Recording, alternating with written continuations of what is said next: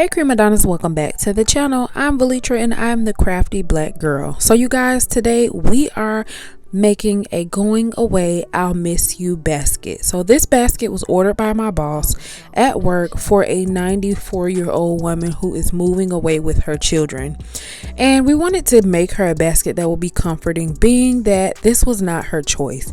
So I found this throw in Dollar General and it was so cozy and nice. That was $25 and I was so happy to find that. I also got her some hand creams. These came from Citi Trends, and I made sure that I picked things that I felt like the scent would be mild and not so loud. So then I got her a word search book. I did want a better quality book, but this is what I had access to because the time frame that I had to create this basket was very short and it was during Easter. So I also got her some Sharpies and I got her some Paper Mate pens as well in different colors. And then my boss actually got that little angel from Dollar General as well. So these foot pads, those came from Citi Trends, and so did the hand creams that you see there. Those came from Citi Trends as well. And I actually bought this Psalm coloring book, adult coloring book, for myself, but I never used it. It's just been in my stockpile and I haven't gotten a chance to use it, so I thought it would be perfect to give away for this basket. So I'm just adding more shred underneath her candle there, and that's just a gentle smelling candle. I didn't want to do anything that would be harsh, that would irritate her, aggravate her.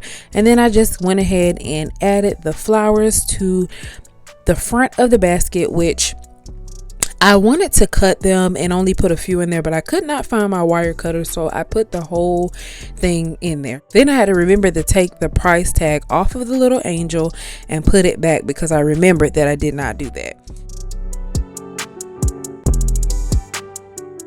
So then these Dollar Tree stickers, I saw sis Birthing Bosses with Felicia. I thought I saw her use these in a box, and then I remembered that I had them. Like, yes, she reminded me to use these. So I used these for this basket after I put the shrink wrap on, and I think it looks so pretty and it just added so much. So for the ribbon, I wanted to do something natural and something that will go with the basket, and I love how it matches the top of her candle, the little cork part of her candle. So I just went ahead and made a bow as best as I could with my sister's instructions, and I just made it work. So I really actually loved how this big burlap bow came out. I didn't like the finish look, so you'll see what I do, but I mean, I just pinched and I twist and pinched and twist until I made a bow that was satisfactory to me.